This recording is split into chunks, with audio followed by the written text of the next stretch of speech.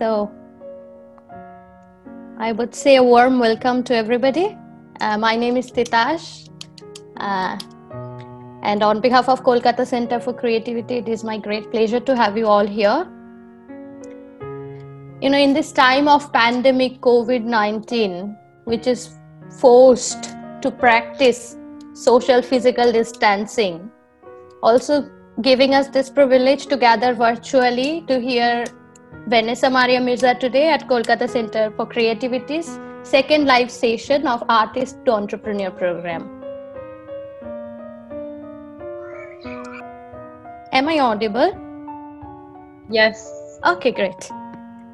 So, I would like to say a few words about Kolkata Center for Creativity.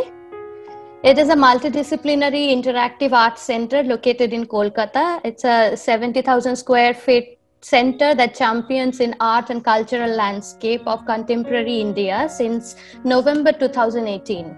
We are very new, we are young. KCC works in research, development, practice, presentation, and application of visual, performing, culinary art and craft, restoration, conservation, therapy, and well-being. It is also the first of its kind in Eastern India who is making art accessible to visually impaired and specially abled people under our initiative, Arts for All initiative, it is called. Today's program, this Artist to Entrepreneur, is basically an initiative to look into the world of art through the glasses of an art administration and entrepreneurship. Nowadays, especially now, it is very relevant because the art world is also facing the challenge which is coming upon us for this pandemic, and also after this situation is over, I think it will keep its long effect on us for a very long time. So we thought this is a very important time for us to come by and talk between artists and entrepreneurs to figure out how artists can create their own economy or save it. And this was an initiative just towards that direction. We have with us today Vanessa Maria Mirza, who is a Kolkata-based choreographer and visual artist. She is the founder director of Dance Bridges Festival and International Dance Biennale.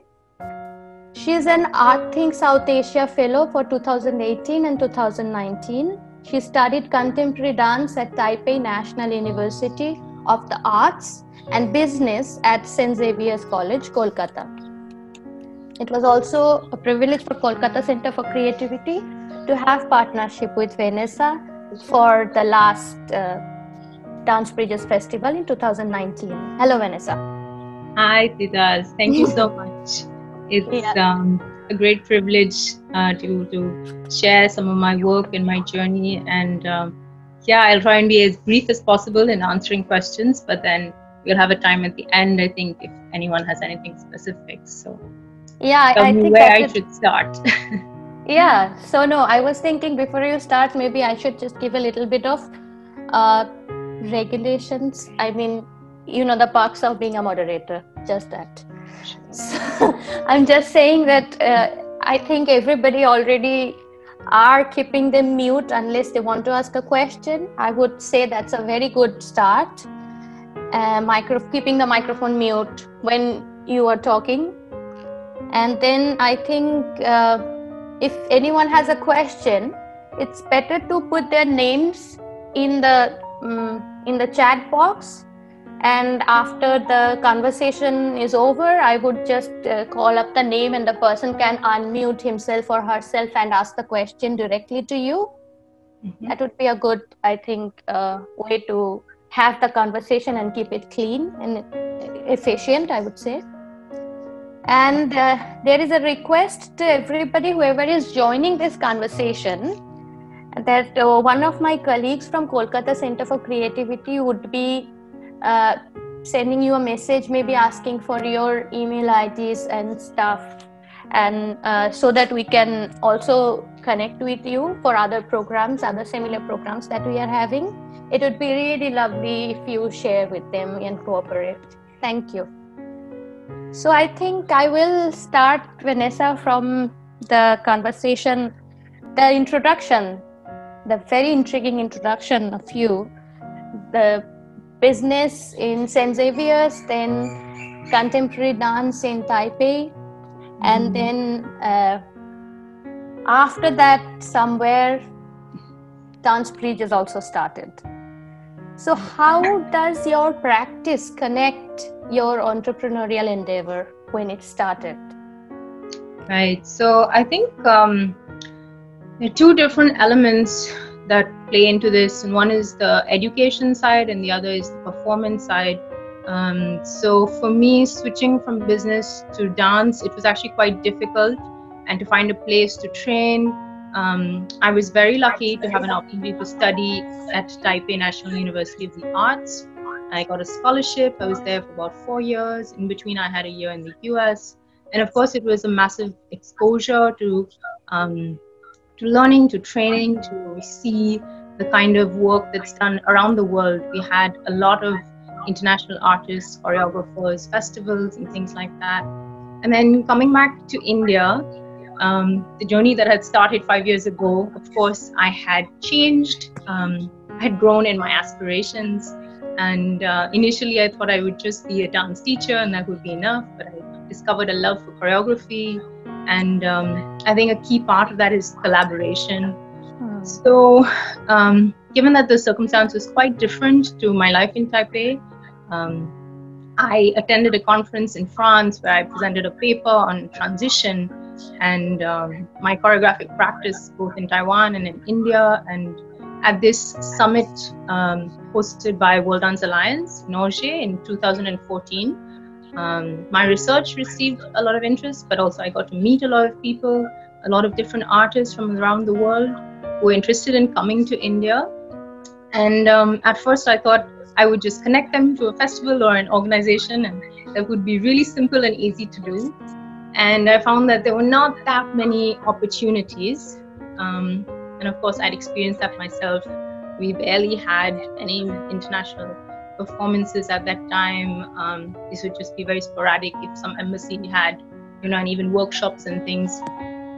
And so it took me a while, but I decided at first I would do a small event. So something like just a 1.5 day program. And that in the planning of it for the first edition of Dance Bridges, which I thought at that point would be a one-time only edition, it became like a 5-day festival. And yes, so from that it's just grown. We have the festival, we do smaller events, and of course the plans for things to go further. So, yeah. Okay. Yeah.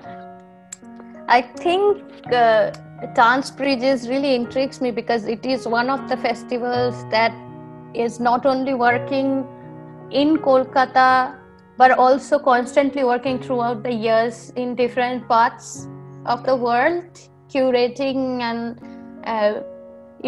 connecting with people. So that's a huge network. That's a lot of people that you are working with. And you are saying that you just started for once a festival all by yourself. So how did the team grow?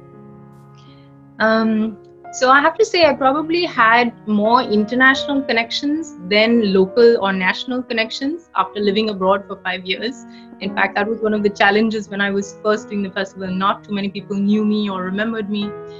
So that was there. But also these artists who came in the first edition, some of them particularly, just enjoyed the experience so much. And so the team that I work with now is based out of Taiwan, London, and actually also Hong Kong. So Von Hyun Company and Anarchy Dance Theatre, they're my two solid partners in this. And I think it's just been a wonderful experience to just develop connections along the way. So for them to connect with me and work, it was just that they'd come into the first edition of the festival. Jeff I knew from Taipei University. Dom and Pierre I met in France. And in 2016, when I thought of doing the next edition, I knew that I needed a bigger team. The first year it had run under, World Dance Alliance as an umbrella, but not too many people were very active or had the time. And so I think I was just lucky that when I shared my vision and passion, they agreed to come on board. And to plan strategically, to help in curating. And we agreed on doing the open call, which gives us the opportunity to connect to so many different artists around the world. I think in our last edition, we had more than 350 applications from about 53 countries. Wow. And just doing that, it's incredible. But also, I think we've been really lucky that the festival's been recognized in international platforms, and we get invitations. And so every time that we go, we meet people there and we connect there. And I think it's just had this kind of momentum. So that's been really good. Along with the core team, I also have advisors in different parts of the world, some working officially, some unofficially. But it's really nice to see and meet people who share a passion for dance, for developing young artists, for helping independent artists, for sharing culture, for building exchanges. And I think that's the key, just finding like-minded people to come alongside you. Okay, yeah. Now I think an international festival, as we were discussing in our last edition also, that requires not only willing artists to come by and join the festival, but also a lot of administrative organizational work and a lot of collaboration with the cultural houses, the embassies, the organizations, international organizations who are working towards it. So how was your experience with those organizations, and how did those help you to put the whole festival in place? So it's definitely been a journey, and I think one of the things you'll always see is not just networking, but this relationship building. It's an ongoing process, because ultimately you want to work with people, even if it's partners for just one project or one event, who we mutually trust each other, and we have same kind of core values, vision, and just things like that we do agree on. I have to say my first edition was probably the hardest, because I was doing a new event. I had no previous record of hosting a festival or knowing anything about festival management or anything like this. And probably my family's personal connections helped to be introduced to people. But also I did quite a number of cold calls, sending emails. I did my homework on the marketing aspect, send in good proposals, and then just went and made my pitch and convinced people. But I have to say it has a sort of ripple effect. So once you get one person on board, then more and more and more come alongside you. Also, I think from the second edition, we had a professional website that was done, and that helped a lot, especially in the international outreach. So we had social media sites before, like Facebook and Instagram and Twitter, but having our own website and trying to update regularly, that helped a lot. Building a newsletter helped a lot. And I think with the open call, I often have to go to a number of different cultural events. So that's also a part of it, meeting people. But through the open call, often it would be international artists connecting to their governments or their cultural organizations and then communicating with them. So it worked both ways, both internally and externally. And I think communications, like you said, the administration, the communications, that's a huge part of it. I have a team that advises me on a lot of different aspects of communications, and we do many number of proofreads and edits before things go out. But we also develop, just because the load does get quite a bit, a program for interns and assistants and the sort of arts management training at a lower level. And so I do have people who come on board and help me with some aspects of that. But yes, it's a massive amount of work. Though I have to say, with each year you get more and more, in a sense, credibility, because you have an event, you have things done. And at some point, perhaps I'll mention my training through the fellowship with ATSA. It also helped. Okay, yes, I want to ask about the fellowship, but before that, I would just have a little bit clarity in this one. So, as I was following what you were saying, according to you, what is more important, to process the content rightly, or to have the right content to before the cultural houses and stuff to convince them to come on board? I think first you have to know what you want to do, be very clear about that, and be very convinced yourself. I think if you are not convinced in your idea, in your event, and or you might have doubts and insecurities about certain things, but I think to have a certain level of conviction about what you're doing, and that it's relevant. I think the reason that our work continues, that it went from a one-time event to a continuing, ongoing event, organization, all of this is because there was a demand for it.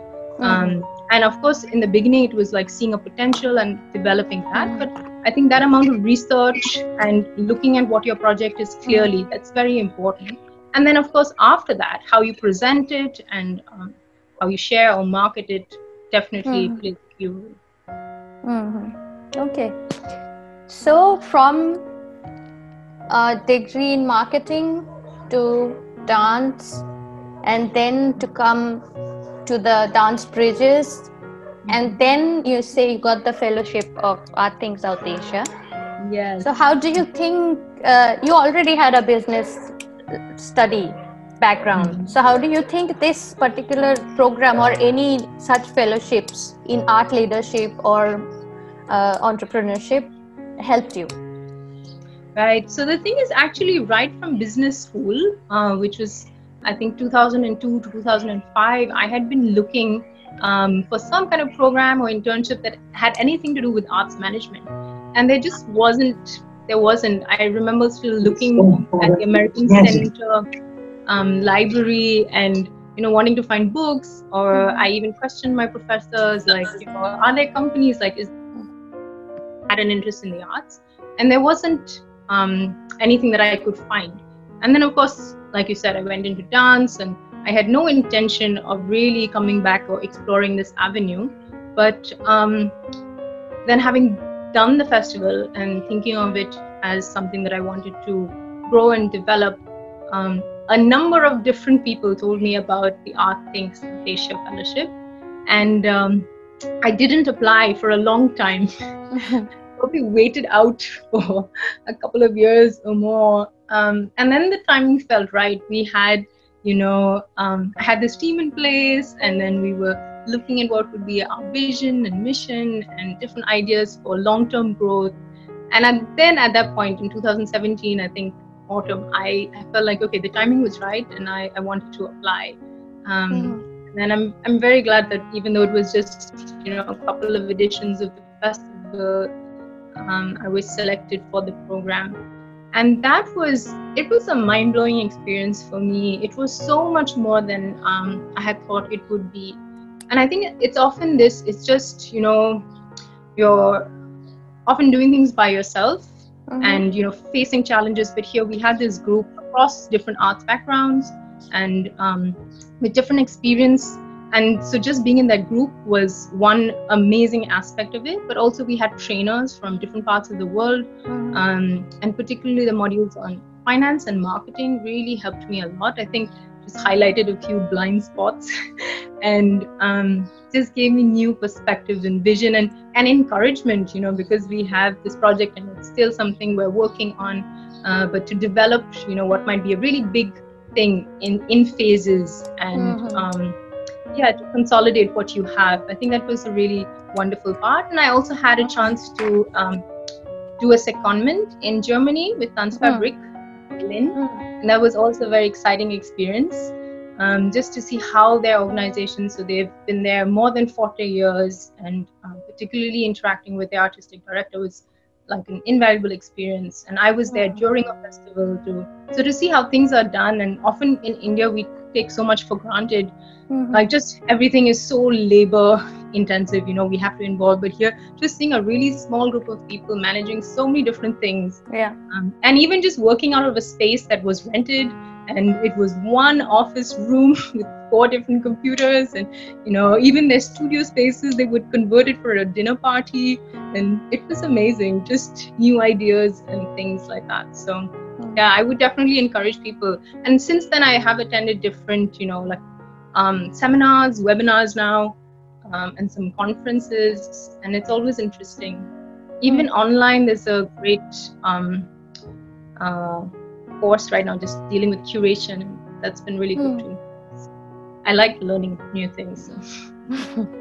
Yes. And now I also pointed out that while speaking about Artsa in Between, you talked about having a big dream and consolidating the dream. I think that's a huge challenge for anyone, any aspiring entrepreneur, because no one becomes entrepreneur just to create something really small. It is really huge in our head. And then how to consolidate that, or I mean, consolidating, what does it mean to consolidate that? Are we consolidating, or what are we doing? Because it sometimes seems a very huge leap, and that's scary at some point, that you can't cross the first threshold as the entrepreneur. You just get so scared of your huge dream. What would you say about that? Right. Yeah, so I think to comment on this, it was probably easier for me because at first I just started with a small idea and didn't realize that it would be the pilot project for something bigger. But yes, I think having a big vision, and of course it needs resources and funding. That's probably one of the biggest aspects, but it also needs human resource. You also want to see that, when you do this venture, there will be a demand for it, and people can come in and, utilize or enjoy the experience you create. So at first, even in our first few sessions, particularly at Artsa, it felt overwhelming, like that I'm dreaming too big. And it felt so silly afterwards when one of the mentors and trainers was saying, but why don't you look at it as, say, a 5-year plan or a 10-year plan, and put down goals. And I think actually writing things down, it can make a huge difference. And just looking at what could be realizable goals. So looking at your present circumstances and what you have, and not being, disheartened by it, but continually using that creative spirit and the spirit of an entrepreneur to see what you can actually do.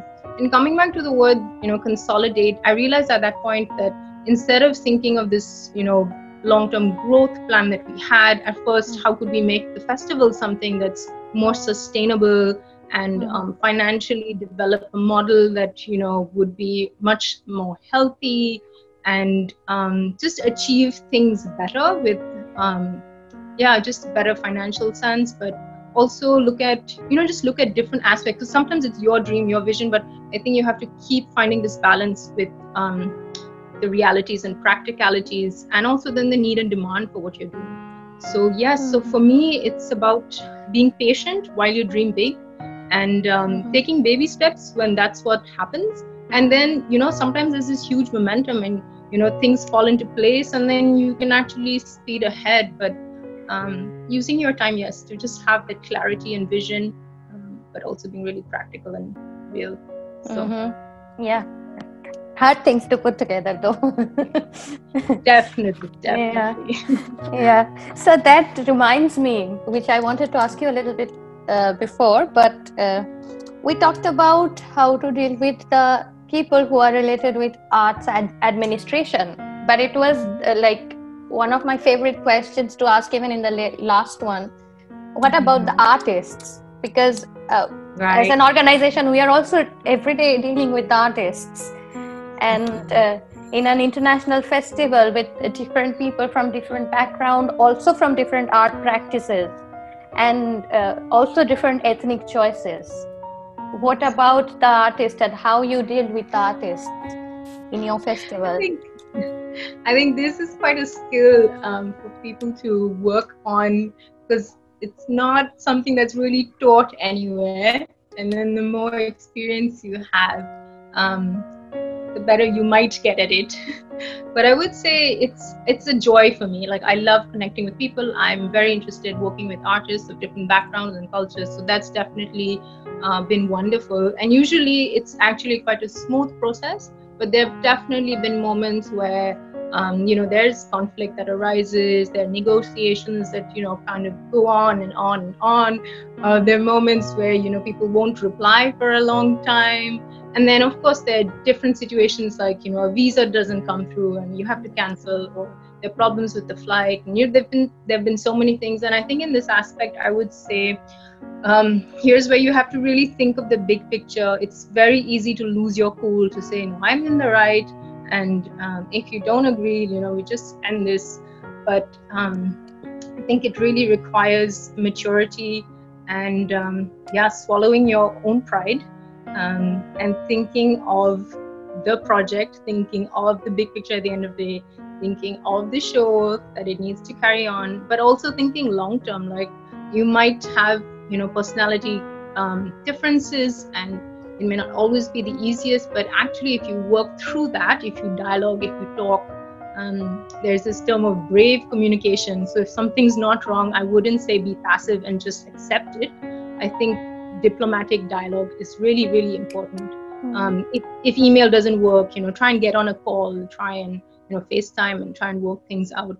But at the same time, you have to know your boundaries, you have to know what's feasible, and where you can't meet certain demands and it doesn't really make sense. So that's where perhaps I think you would say, not that I would never work with you, but perhaps for this time, it doesn't work out.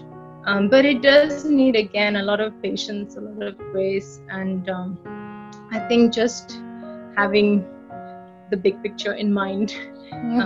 But really, it's been a pleasure to connect with so many different people from around the world. Yeah. So what do you think important for the sustainability of a project for long term? What would be like the key things for you to ensure the sustainability of the project that you are thinking about?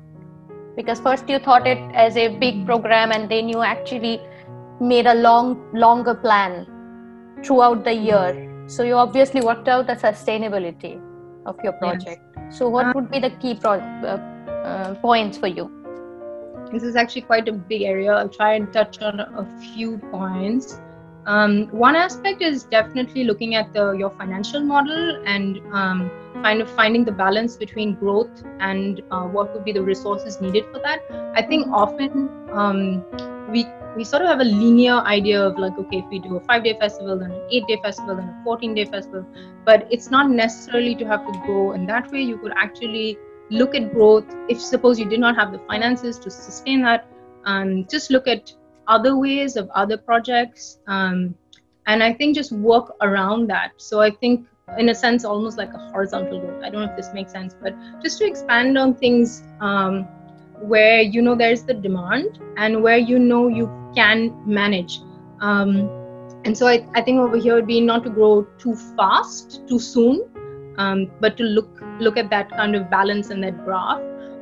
The other thing is to be innovative, to be relevant, so that your work is not, I don't like being predictable.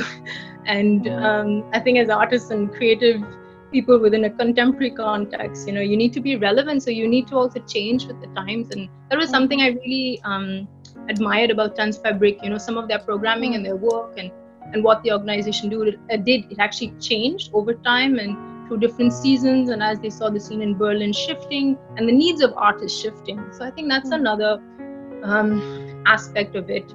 And I think the third would be just the people that you work with and your team, investing in your team, and communicating and talking with them and seeing what feels right as a team. Because if it's not a solo project, I think having that kind of team input and decision is really, really important. And then I think connecting with the audience and finding different ways to do that. And we found, so like you mentioned, between from 2017 onwards, we started doing smaller events just to have a continuity between festivals. Because the first time we found it quite difficult from just a first edition, and then 2 years later doing the second one. So even just tiny events, it fed into, so we had more workshops and things. So yeah, I think you have to just develop a plan that helps connect the dots pretty much.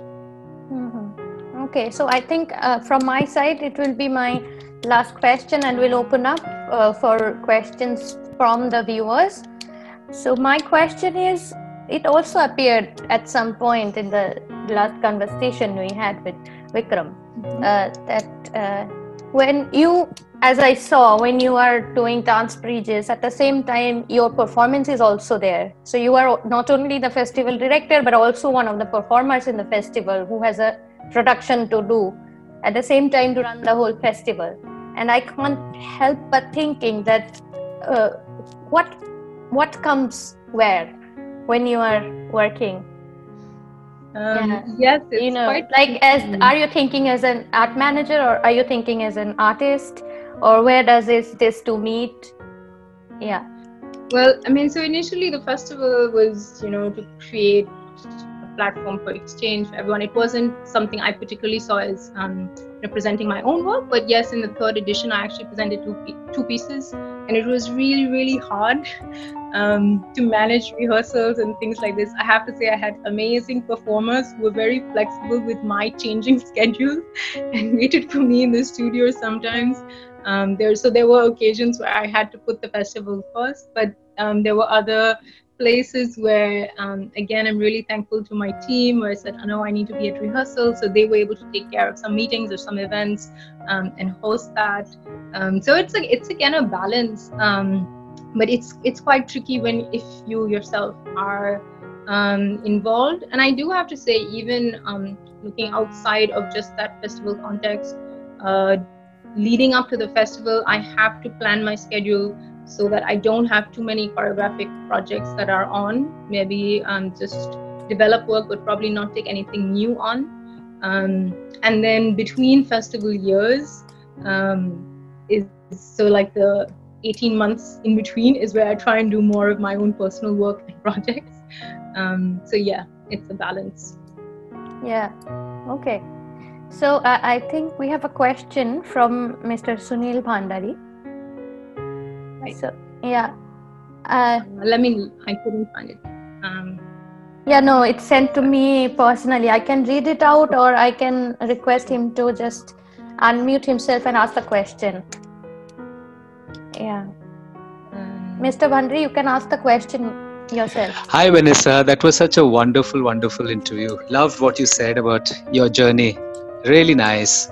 Thanks so much. So, my question was, what do you think of the contemporary dance scene in India and in Calcutta also? Is it cutting edge? Is it exciting? Is it something which can be taken out to the world and showcased as contemporary and Indian rather than being derivative? Right. I think all over India, if you look at the international perspective, possibly there are few artists whose work is more mature, but it's still in a developing phase. And I think it's probably by a piece rather than, just all of their artistic practice. So it could be, I feel, in my opinion, that, certain works, certain performances are really, really interesting and really cutting edge and definitely could be taken abroad, whereas others probably could do with a bit more research or just having a bit more of a international perspective. I think the biggest thing is also audiences, to understand audiences in different parts of the world. So for choreographers and creators to create with that. So it's still in a developing phase largely, but definitely there are many, many exciting artists and exciting projects. And cutting edge would probably depend on the person and again on the topic. But yes, I would like to say there's some cutting edge work here or some cutting edge work in the making here. Super, thank you. Yeah. We can take questions now. So if anyone has a question. Okay, then I will ask one. Yeah, so now it comes to, of course, why we are doing this program, honestly, so that the aspiring artist entrepreneurs take some tips from you, honestly. So if I ask you to give, say, 5 most important things that one needs to think when they want to become a artist entrepreneur? What should they look at? Okay, 5. Let's see. I don't know. This might No, be you in don't. random. It doesn't have to be 5. I mean, yes, but okay. I think some of it I've already mentioned before, but I think to just believe in what you're doing. I think you may not have a clear idea to start with, and that's okay. But it's important to talk to people to get some input and feedback. I think that really helped me, and to try and then develop that over time. I think it's important to start something, even though you may not think it's, you've got the perfect version of it as yet. But just to try and do something. And again, to try something on a smaller scale, it's totally valuable, and it's really, really, it's totally fine to start and just do a pilot project or a small version of something to just get a tester and see how things are. I think, doing things so that, it is a lot of work, and it is going to be very demanding and require a lot of you, but I think at the same time to find the balance where you can just have time to recharge, have time to rest, have time to just process things, and not, be so involved and so overwhelmed by work that it gets so you have to not dry up your passion in a way, or you have not, burn out. And so that's why I would say to pace things, to balance things. And yes, I think developing a community and people who can speak, they may not come on board for full time, or, but just to have people who have some kind of experience. They may not even have done this project, but who have experience in different areas and who have more expertise than you. So be able to build that kind of network and community, and just a circle of friends even maybe, to support what you're doing or what you're developing. So Okay, so now I have a question from Miss Reena Diwan, and I would request Reena ma'am to. Yes. Hi. Thanks, Titas. Hi, Vanessa. It's really fantastic to listen to you and your journey. My question is about the support that as an entrepreneur you have seen, or you wish that was coming from the government agencies, or from the spaces where we feel that, it is important to get support, and not only the individual entrepreneur endeavors of the artist. Right. So I think definitely for us, we've not been able to access very much of government funding, so to speak. At some moments there have been like a venue partnership or a venue sponsorship, but I think particularly for contemporary arts and contemporary dance, it's actually really, really hard. And maybe that's on us to try and push the case for this a bit more, to try and meet. It's of course a difficult zone, but I think definitely given the form that I'm working with, that's been hard. I think there's a lot for artists in traditional dance forms, or using Indian contemporary dance in a more in a stronger way, but that's been a bit hard to access. The other thing that I've noticed with foundations that support artists, there's not so much for the initial phase. It's usually you have to do 3, 4, 5 years and then they come on board. But I think that was sort of the challenge of just in this early phase, it was very, very hard to access funding. And then with venues, I've noticed abroad, sometimes this model, it works for them. So along with the space, they also give some technical support.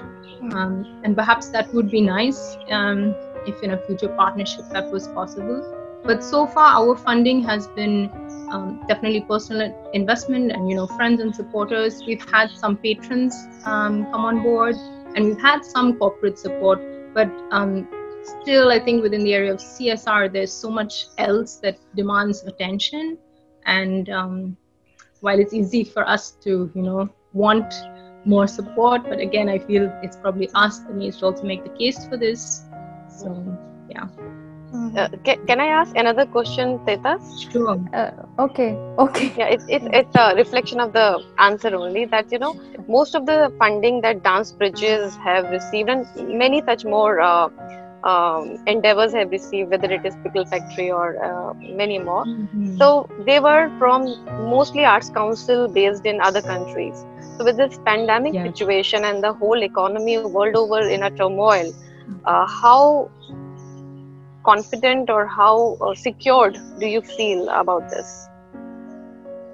So I feel definitely we have to sort of watch and monitor and look at the situation. I think recently we had a team meeting where we are looking. So we don't have anything major planned for this year. We did think of doing some smaller events, but that does not require as much investment. But for the main festival next year, we've considered possibly scaling down in some level for our international work. But again, just monitoring and looking. And I think this was something I learned with ATSERV, forecasting and having a plan, but also being flexible with the plan. But as of now, we're looking at a bit more community engagement and just local exchanges that could flow with our international artists program. At the same time, so one of our team members did say that because of so many shows being cancelled, no performances, there might be the reverse reaction of certain governments and houses wanting to push and have more. So perhaps that surge would also be there in certain countries. So we'll have to just monitor and see. Yeah. Thank you. Okay. Thanks. So, now I think Tommaso have a question. Tommaso, yes. Yeah, you can go. Hi there. Hi.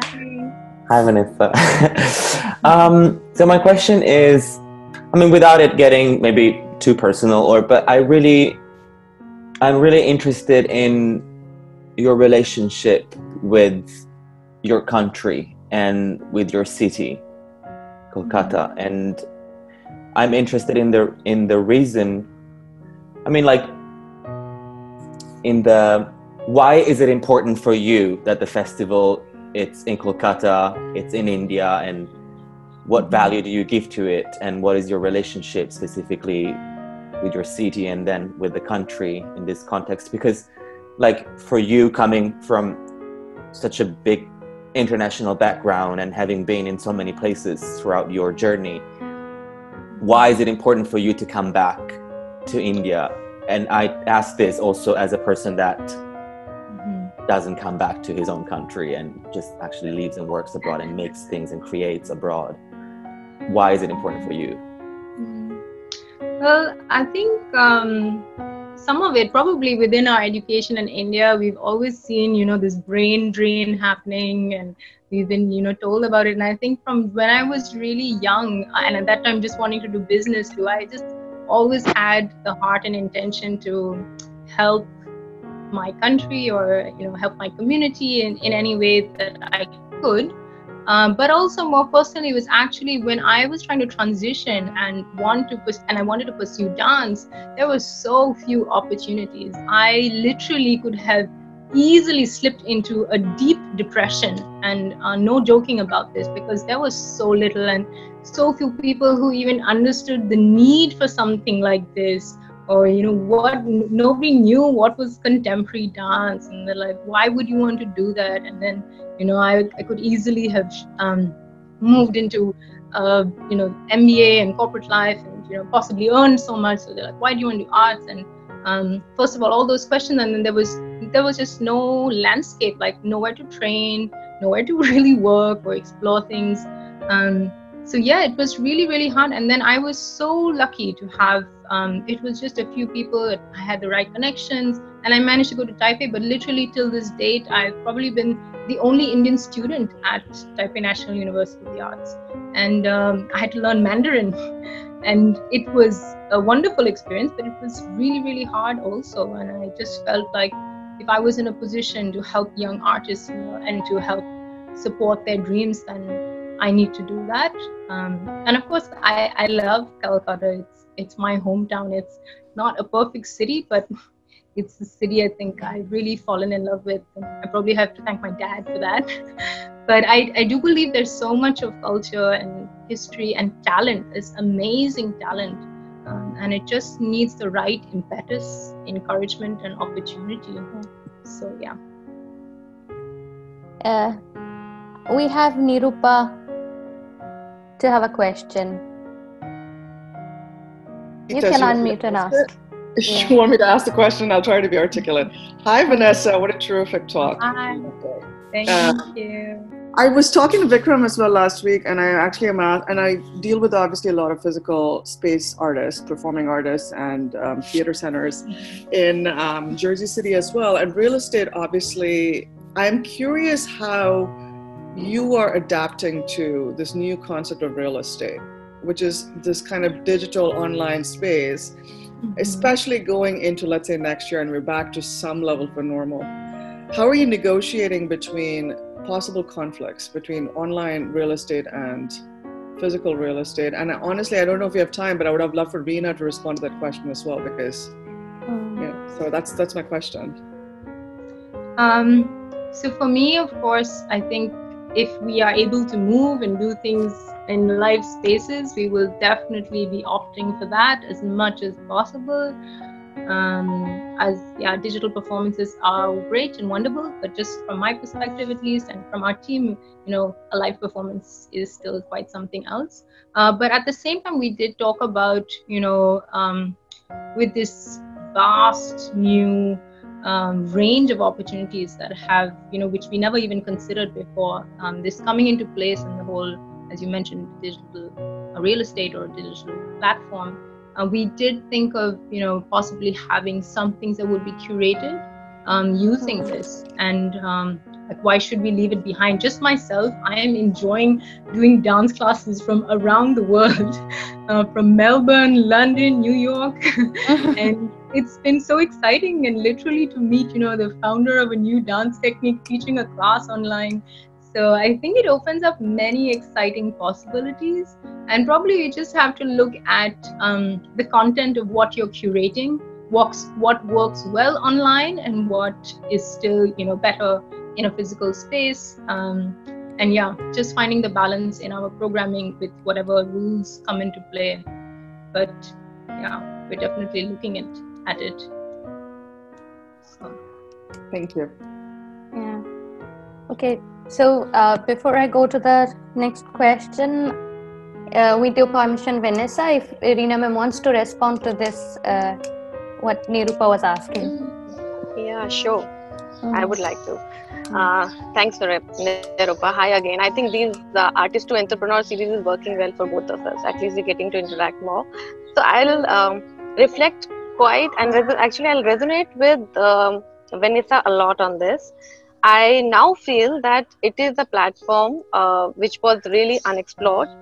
Yes, there is no doubt that the physical space, the kind of intimacy it brings, is unparalleled and cannot be replaced by a digital space. But at the same time, I myself, just like Vanessa, I just attended a choir in Melbourne, and I could never imagine that doing it before. Even if the options were available, probably I was not looking at them. So it's something that post this pandemic, there has to be a little bit more balance into the physical and the digital that we haven't explored so much so far. There are so many things we never thought would be possible, or we never actually gave attention to, because we were so focused on the physical space itself. All the time when we were planning the Kolkata Center for Creativity's programming, we were focusing on, okay, this floor we will do this, that floor is more good for this floor will resonate with this kind of exhibition or performance or conversation. We actually were slave of, in a way, of the physical space, and I'm finding this new freedom actually with this digital experience, and the readiness of the people to accept it, because had we started it on our own, probably the acceptance would have been lesser. But now that most of the world is into this same space, the acceptance is much larger.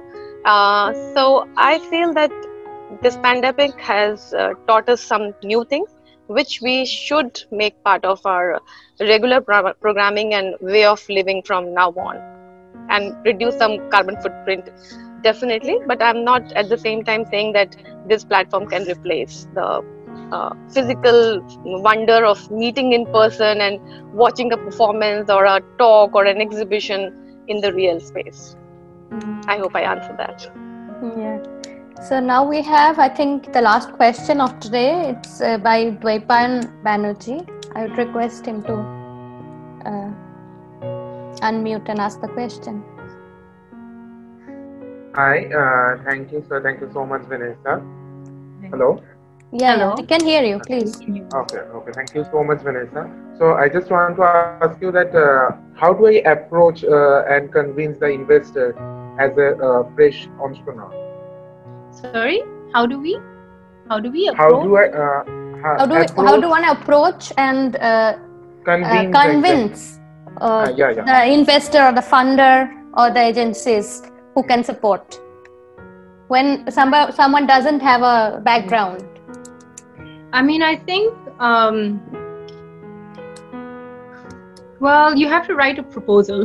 That's probably the start. And I think when you are writing out the proposal, you kind of, and if you've never written one, you probably can look up on templates. If you don't have someone you can consult, there's actually a lot of information online, and that's what I actually did right in the beginning.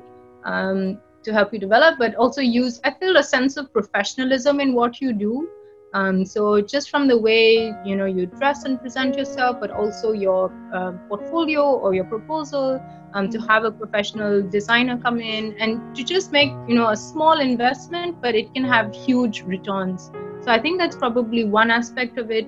And then again, just we learned at ATSA also, doing this marketing pitch, how you could speak with minimum words to have maximum impact and communicate clearly what your idea is.